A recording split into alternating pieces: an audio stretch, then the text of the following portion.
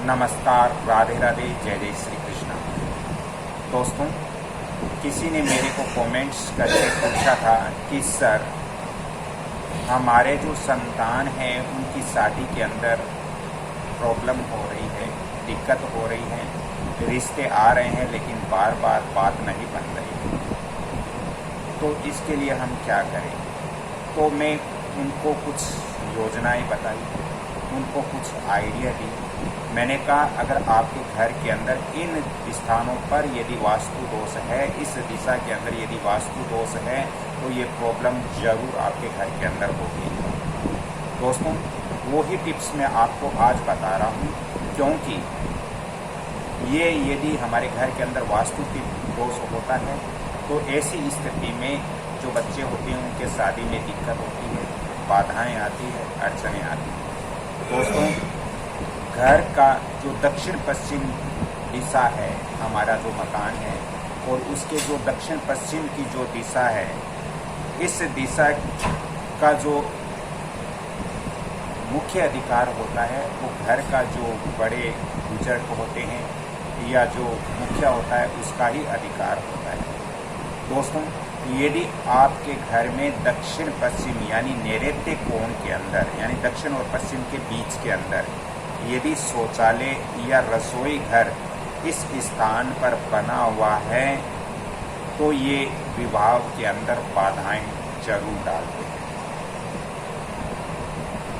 दोस्तों, या फिर आपके घर के अंदर दक्षिण पश्चिम की जो दिशा है, इसका बीच का जो कॉर्नर है जिसको हम नैऋत्य कोण बोलते हैं, दोस्तों, इस कोण के अंदर या इस दिशा के अंदर दक्षिण पश्चिम के बीच के अंदर यदि किसी दूसरे व्यक्ति वहाँ रहता है या कोई किरायादार रहता है, किरायादार का उस दिशा में कब्जा है, तो ऐसी स्थिति में भी बच्चों के रिश्तों के अंदर देरी हो सकती है, बाधाएं उत्पन्न हो सकती है। इसके अलावा दोस्तों, आपको अपने घर की जो पूरब दिशा है उसकी ओर भी ध्यान देना होगा। आपके घर के पूरब दिशा है वो ज्ञान और रिश्ते की दिशा मानी जाती है, वो ज्ञान और रिश्ते की प्रकृति से जुड़ी भी होती है।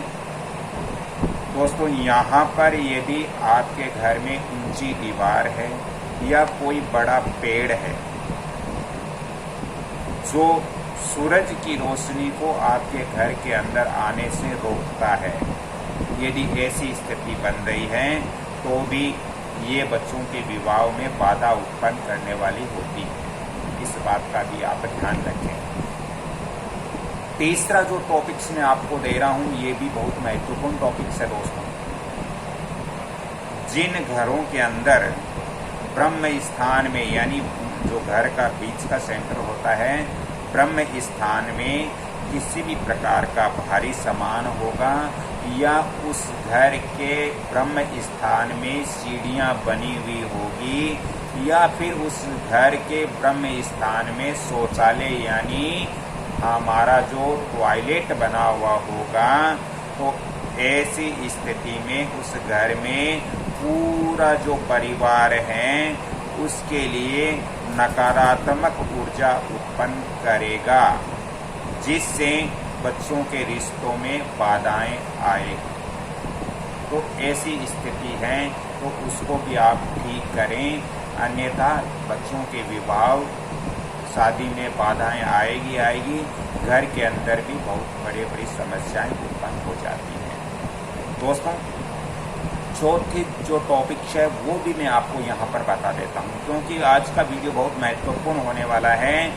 तो उत्तर पश्चिम की जो दिशा है जिसको हम वायव्य कोण कहते हैं, यानी उत्तर और पश्चिम के बीच की जो दिशा होती है उसको वायव्य कोण बोला जाता है।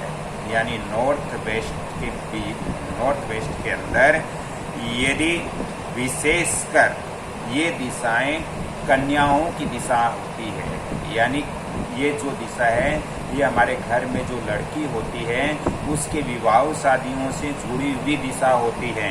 दोस्तों, इस दिशा में यदि भारी भरकम सामान रखा है या वहाँ पर गंदगी है, तो ऐसी स्थिति में घर के अंदर जो लड़की है उसके विवाह में बाधाएं उत्पन्न हो सकती है। दोस्तों, ऐसी स्थिति आपके घर के अंदर बन रही है तो आपको ब्रह्म स्थान का वास्तु दोष सबसे पहले दूर करना चाहिए। और यदि साउथ के अंदर भी वास्तु दोष बन रहा है जैसे मैंने बताया है तो उसको भी दूर करना चाहिए। दोस्तों, इसमें आपको मैं 2 टिप्स ऐसे दे रहा हूँ जो उपाय के तौर पर आपको दे रहा हूँ। दोस्तों, आपको उत्तर पूर्वी की जो दिशा है जिसको ईशान कोण बोलते हैं उसके अंदर तुलसी का पौधा लगा करके रखना चाहिए और उस पौधे के अंदर नियमित रूप से प्रतिदिन जल देना चाहिए। अगर गाय का कच्चा दूध देते हो तो और भी सर्वश्रेष्ठ है, लेकिन जल देना बहुत जरूरी है। दोस्तों, बच्चों का जो कमरा होता है हमारे घर के अंदर, उस कमरे में आपको हल्का रंग करवाना जरूरी है। उस कमरे में हल्का प्रिंट करवाना जरूरी है, जैसे गुलाबी रंग हो गया, क्रीम कलर हो गया या हल्का हरा हो गया। तो इस तरह के रंग हमारे बच्चों के कमरे में वास्तु अनुसार होना चाहिए। दोस्तों, आज की मेरी ये जानकारी अच्छी लग रही है तो आप इस वीडियो को जितना ज़्यादा हो सके लाइक करें, शेयर करें और सब्सक्राइब करें, क्योंकि मेरे मनोबल तभी बढ़ता है जब आप इस वीडियो को जितना आगे बढ़ाते हो। अन्यथा मेरे अंदर भी मायूसी आ जाती हैं, जिसके कारण मैं आगे आपको अच्छे टॉपिक्स पर वीडियो नहीं दे पाता हूँ। तो आपका फ़र्ज भी बनता है कि आप इस वीडियो को लाइक शेयर सब्सक्राइब करें जितना ज़्यादा हो सके। यदि मेरे से आपको संपर्क करना हो तो आप मेरे फ़ोन नंबर भी नोट कर सकते हो 7901718402। अगली कड़ी में फिर मिलता हूँ, तब तक के लिए आपसे क्षमा चाहता हूँ। जय श्री कृष्ण, राधे राधे, जय श्री राम।